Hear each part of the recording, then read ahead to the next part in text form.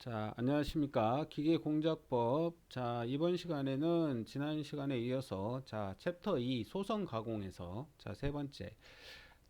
아변 가공에 대해서 알아보겠습니다. 자, 아변 가공은 우리가 이제 롤링이라고 하는데 이렇게 롤 사이에 어떠한 관계를 이렇게 넣어서 이렇게 압착시켜 납작하게 이렇게 가공하는 방법을 우리가 아변이라고 합니다. 그래서 이제 뭐 납작한 판을 만드는 경우도 있고 뭐 형광을 뭐 H형이나 뭐 이렇게 기역형이나 뭐 이러한 형광을 만드는 이러한 경우에도 우리가 이러한 아변을 사용을 하고 있습니다. 그래서 이러한 아변에 대해서 이번 시간에는 알아보겠습니다.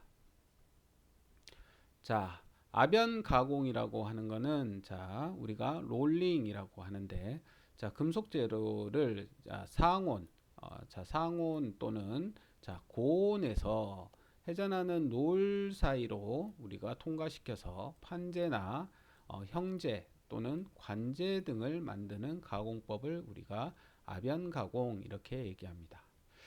이러한 아변 가공을 통해서 결정 입자가 신현되고 조직이 치밀해지며 방향성을 갖는 이러한 제품을 만든 게 우리가 아변 가공이다 이렇게 아시면 되겠습니다. 이러한 아변 가공은 우리가 크게 두 가지로 분류를 할 수가 있는데 우리가 열간 아변과 냉간 아변으로 우리가 분류를 할 수가 있습니다. 열간 아변이라고 하는 것은 우리가 제결정 온도 이상으로 우리가 가열해서 작업을 하는 것을 우리가 열간 아변이다 이렇게 얘기합니다. 그래서 우리가 이제 그 단조에서도 봤듯이 열을 가해서 제결정 온도 이상으로 이렇게 열을 가해서 우리가 성형을 하면 우리가 롤러에 넣으면 쉽게 우리가 아변을 할 수가 있습니다. 그래서 치수가 큰 재료는 우리가 냉간 아변으로 이렇게 롤러에 넣어서 어떤 형상을 변형하는 것 자체가 힘들기 때문에 치수가 큰 재료를 이렇게 아변을 할 때는 열간 아변을 통해서 우리가 제품을 성형을 해야 됩니다. 이렇게 이제 열간 아변으로 제결정 온도 이상으로 가열해서 우리가 아변을 하게 되면 큰 힘이 필요도 하지 않고 하중이 적게 이렇게 필요한 장점을 가지게 됩니다. 그에 반해서 냉간 아변이라고 하는 것은 제결정 온도 이하에서 우리가 작업을 하는 것을 냉간 아변이라고 하는데 냉간 아변은 방금 전에 설명드렸던 열간 아변에 비해서 제결정 온도로 우리가 제결정 온도 이하로 작업을 하기 때문에 치수가 큰 재료를 이렇게 아변을 하려고 하면 냉간 아변을 하려고 하면 힘듭니다. 그래서 이제 치수가 이렇게 열간 아변보다 작은 그러니까 치수 변형이 많이 되지 않는 그러한 경우에 이제 냉간 아변을 해야 되고 치수가 정확하고 그러니까 냉간 아변을 하게 되면 그 치수의 변형 자체가 냉각될 때 변형 자체가 작기 때문에 우리가 치수가 정확하고 표면이 깨끗하고 이러한 재질을 우리가 얻을 수가 있지만 냉간 가공을 하려면 우리가 높은 하중이 필요하다는 얘기입니다. 그러니까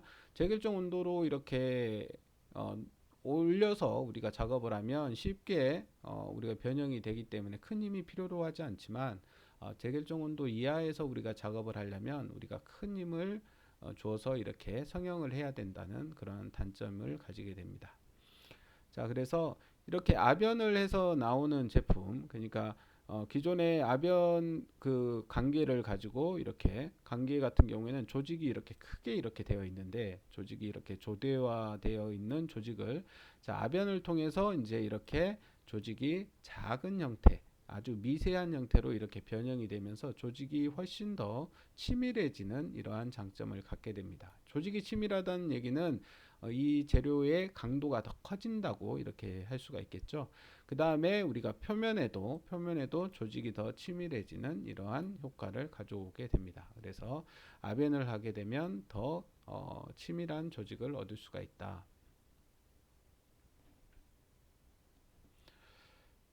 그 다음에 102페이지에 보시면 우리 책에 그래서 아변 공정이 나와 있습니다. 아변 제품은 종류에 따라 관계로부터 제품까지의 중간재를 만드는 붕괴아변과 중간재에서 판재나 봉제, 형제 등의 제품을 만드는 중후판 아변, 그 다음에 박판아변, 그 다음에 형광아변, 그 다음에 선제아변 및 특수아변 등이 있다. 자, 특수아변에는 타이어, 그 다음에 아변 성형법, 그 다음에 만네스만법이나 플러그 밀법도 있다. 자, 종래에는 제강 공장에서 아변 공정은 제강로에서 용융 조정된 그 용광을 우리가 인곳 즉 강계로 만들어서 균열로나 가열로에 넣어 열간 아변 온도를 가열한 다음에 붕괴 아변기에 넣어 우리가 블룸이나 빌렛 또는 슬래브 등의 반제품으로 아변하였다. 그러나 현대화된 대규모 제강 공장에서는 용광로를 연속 주조하여 붕괴 공정을 거치지 않고 반제품을 얻는 연속 주조법을 채택하고 있다. 자, 그래서 우리가 아변 중에 재료는 회전하는 원통형 롤에 의해서 상하 양면에 압착되어 얇아지는데 아변에 가공되는 압파량 또는 압파율을 우리가 표시를 하고 있습니다. 자, 여기에 보시면 기존에 이런 아변판이 있는데 이거를 우리가 이제 롤을 통해 가지고 이렇게 아변을 하게 되면 자, 원래 이 판에 이 두께 있죠? 이 두께를 우리가 H0라고 하고 자, 롤을 통해서 이렇게 아변돼서 나오는 이 판의 두께를 우리가 H1이라고 하면 자, 우리가 압파량이라고 하는 거는 자, H0 그러니까 처음 판의 두께에서 나중 판의 두께를 뺀 것이 바로 압파량이 됩니다. 그러니까 우리가 얼마만큼 얇아졌는지 이걸 나타내는 게 압파량이 되겠죠. 자, 그 다음에 우리가 압파율이라는 게 있는데 압파율은 자, 여기에 나와 있는 게 이제 너무 흐려서 제가 여기에 다시 써놨는데 자, 처음 판의 두께 분의 처음 판의 두께에서 나중에 가공된 이후의 판의 두께 그러니까 이게 아까 압파량이었죠. 압파량을 넣어주면 그게 처음 판의 두께분의 압파량을 넣어주면 넣어서 우리가 백분율 곱하기 100을 해주면 이걸 압파율이다 이렇게 얘기합니다. 그러니까 얼마만큼 이렇게 판의 두께가 줄어들었는지 얼마만큼 이렇게 압축을 했는지 이걸 나타내는 게 우리가 압파량이다 이렇게 아시면 되겠습니다. 자, 다음은 우리가 아변에 의한 결정 및 조직 변화입니다. 자, 먼저 결정립의 변화를 보면 모든 금속 재료는 고체 상태에서 일정한 원자 배열을 하고 있는 결정체이다. 자, 실제 금속 재료의 조직은 결정립이 많이 모여서 다결정 조직이 된다. 이러한 조직을 가지는 금속 재료를 자, 아변하게 되면 결정 격자의 일부가 결정면에 따라 이동해서 슬립을 일으키게 된다. 자, 원자가 가장 밀접되어 있는 결정면에서 가장 먼저 슬립이 일어나는데 이 면을 우리가 자, 슬립면이라고 합니다. 자, 아변 가공을 하면 결정립은 아변 방향으로 늘어나는 이러한 현상이 발생되게 됩니다. 자, 그리고 조직의 변화에 보시면 자, 아변할 때 재료의 조직은 가공 온도에 따라서 달라지는데 열강 가공에서는 자, 밑에 나와 있는 열강 가공에서의 조직 변화 그림과 마찬가지로 아변 과정에서 늘어난 결정립이 자, 바로 회복되어 재결정 입자의 성장을 일으켜 결정립이 조대화되므로 계속해서 아변할 수가 있다. 가공을 끝내는 온도, 즉 마무리 온도에 따라 결정립의 크기는 달라지며 자, 마무리 온도가 낮을수록 결정립은 미세화하게 된다. 냉각 가공에서는 재료의 조직이 변형률에 따라 섬유상 조직이 다르게 나타난다. 이와 같이 재료가 섬유상 조직이 되면 여러 가지 성질이 달라지는데 자, 예를 들어서 냉간 아변 강판에서는 아변 방향 및 세로 방향에 채취한 시험편의 강도나 항복점, 연신율 등의 값이 달라지게 됩니다. 자, 이게 무슨 말이냐면 우리가 이제 여기에서 아변되게 되면 아변되는 방향에 따라서 이렇게 조직이 형성되기 때문에 자, 우리 이제 나무를 비교하시면 됩니다. 나무가 이제 윗방향으로 이렇게 자라다 보면 자, 나무를 이렇게 잘라 가지고 사용할 때 우리가 이쪽 길이 방향으로 이렇게 재료를 잘라 가지고 이렇게 사용을 하면 우리가 일정한 강도를 갖게 되지만 나이테가 이렇게 입방향으로 있는데 이 나무를 이렇게 수평하게 이렇게 잘라 가지고 이 재료를 사용하게 되면 이렇게 잘 빠개지는 이러한 현상이 발생되게 됩니다. 그와 마찬가지로 우리가 냉간 아변 재료도 우리가 이렇게 방향성을 가지게 되기 때문에 그 방향성을 고려하지 않고 이렇게 시험편이나 어떠한 구조물 재료로 이렇게 사용하게 되면 방향에 따라서 우리가 강도가 전혀 다른 강도를 나타내게 됩니다. 나무의 이러한 나이테 방향과 같은 이러한 방향성이 아변 재료에는 생성되게 된다는 얘기입니다. 그래서 우리가 이제 아변 재료를 가지고 아변에서 나오는 어떠한 제품을 가지고 그러니까 어떤 판재를 가지고 어떤 제품을 만들 때는 판재의 방향, 아변 방향을 우리가 고려해서 제품을 만들어야 된다는 얘기입니다.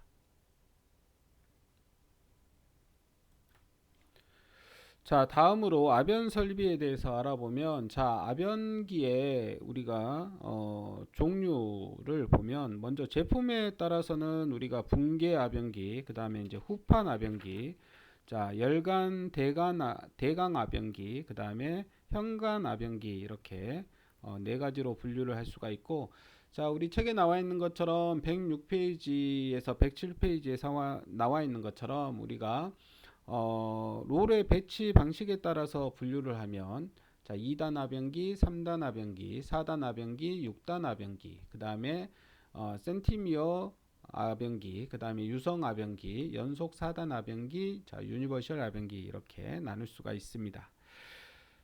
자, 그래서 2단 아변기는 먼저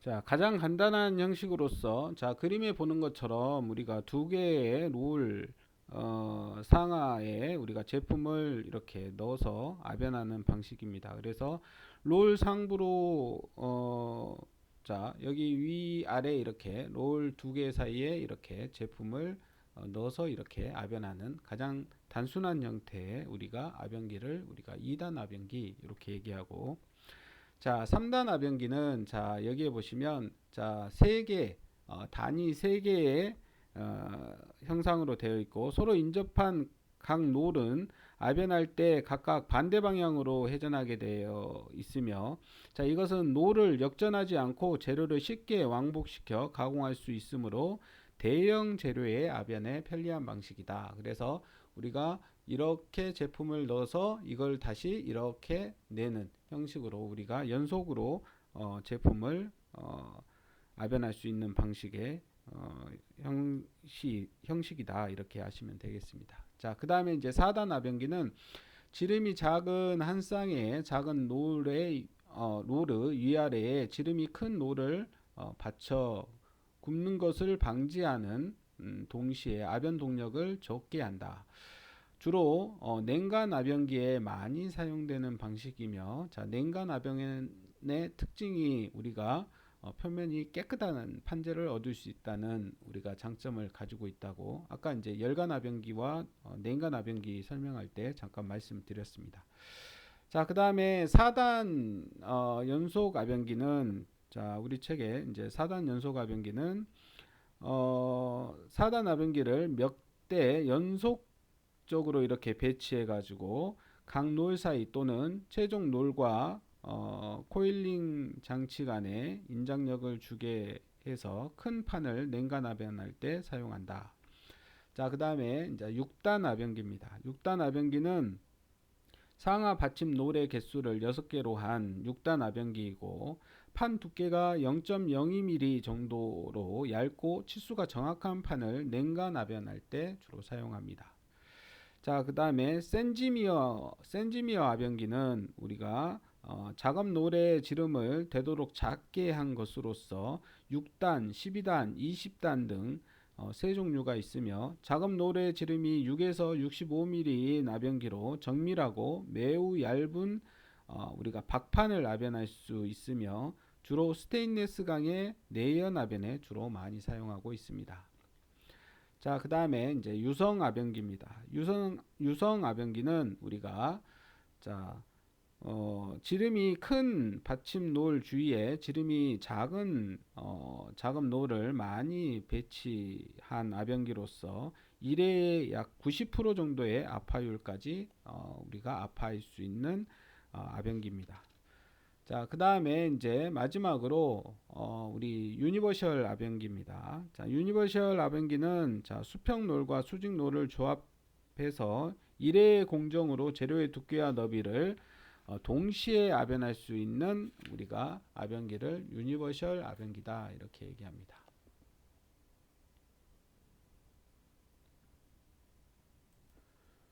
자, 다음으로 아변 방법에 대해서 알아보겠습니다. 자, 아변 방법에서 우리가 이제 판재 아변이 있는데, 자, 판재 아변에는 균일한 두께의 제품을 얻기 위해서 4단식 아변기가 주로 많이 사용되고, 특히 넓은 박판을 연속적으로 아변할 경우에는 자, 열연 아변기와 냉간 아변기를 우리가 병용을 해서 주로 많이 사용을 하고 있습니다.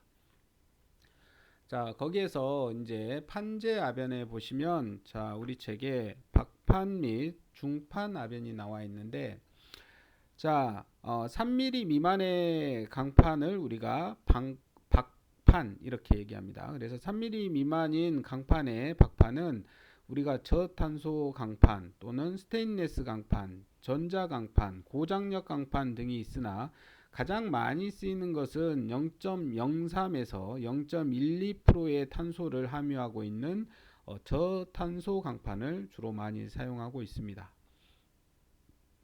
자, 이들 강판은 최종 가공 상태에 따라서 우리가 열연 강판과 냉연 강판으로 분류를 하고 있다. 자, 그 다음에 자, 중후판 아변을 보시면 자, 후판은 우리가 주로 선박이나 교량, 그 다음에 압력용기, 그 다음에 차량, 파이프, 기계 구조물 등에 우리가 주로 사용을 하고 있고 자, 중공업의 기간 자재로서 중요한 몫을 담당하고 있다. 자, 현재 공업적으로 생산되고 있는 제품의 치수는 너비가 1에서 5mm 정도, 5.5mm 정도, 두께는 4.5에서 300mm 정도, 길이는 30m 정도의 우리가 판을 많이 사용하고 있다. 일반적으로 우리가 판의 두께가 자, 3mm가 넘어가는 강판을 우리가 중후판이라고 하고 자, 3에서 6mm를 우리가 중판이라고 합니다. 그 다음에 이제 6mm 이상인 것을 우리가 후판이라고 하고 자, 150mm 이상인 것을 극후판 이렇게 분류를 하고 있습니다. 그래서 여기에서 우리가 이제 판의 두께를 우리가 부를 때 자, 다시 한번 설명드리면 두께가 3mm가 넘어가는 판을 우리가 중후판이라고 하고 3에서 6mm를 중판, 그 다음에 6mm 이상은 후판, 그 다음에 150mm 이상을 우리가 극후판 이렇게 얘기한다. 자, 그래서 판에 이제 분류하는 거에 대해서 알아봤고 자, 다음은 이제 형제 아변입니다. 자, 형제 아변은 아변품의 길이가 단면에 비해서 현저하게 긴 재료를 우리가 말하고 자, 몇 대의 공형 롤 아변기를 통해서 자, 우리 책에 보시면 자, 여기 나와 있는 자, 이러한 형상들인데 2-35와 같은 단면 형상으로 성형해서 우리가 아변을 하고 있습니다. 그래서 형상을 보시면 뭐 레일강, 그 다음에 디귿형강, 그 다음에 구평강, 사각강, 자, 기역자로 되어 있어서 기역형강, 그 다음에 부등변 기역형강. 그러니까 기역형강은 이 길이가 양쪽이 같은데 여기에 보시면 서로 길이가 다른 부등변 기역형강, 그 다음에 Z형강, 시트 파일, 그 다음에 H형강, 그 다음에 T형강, 그 다음에 원형강, 그 다음에 핸스 포스트 이러한 강들이 있습니다. 자, 이러한 형제는 주로 어디에 쓰느냐? 우리가 건축용이나 교량, 그 다음에 선박, 차량, 기계 장비 등을 사용하는데 우리가 아주 폭넓게 사용을 하고 있고 우리가 오래된 강제의 대표적인 품종이라고 할 수가 있습니다.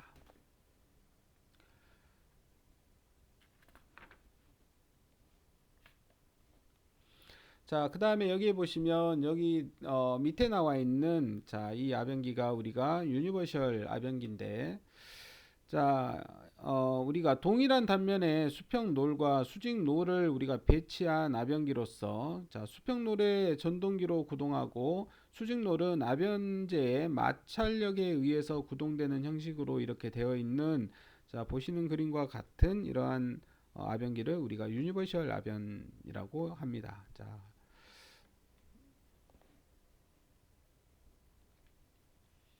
다음은 이제 봉제 아변입니다. 자, 봉선 이렇게 얘기하는데 봉강과 선제를 우리가 총칭해서 우리가 봉선 아변 이렇게 얘기하고 자, 봉제 아변은 주로 아변기는 주로 3단식의 수평 아변기가 주로 많이 사용되고 제품의 품질 형상은 특히 표면 흠을 감소시키기 위해서 수직 아변기를 주로 많이 사용한다. 그 다음에 이제 선제 아변은 자, 보통 선제는 5에서 15mm의 원형 단면의 것을 열간 아변 후에 코일상으로 말아서 출하하며 자, 모치나 철선, 그 다음에 와이어 로프, 피아노선, 케이블, 나사, 볼트 등의 소재로 주로 사용을 합니다. 자, 여기까지 해서 우리가 아변 가공에 대해서 알아봤습니다. 자, 이상으로 마치겠습니다.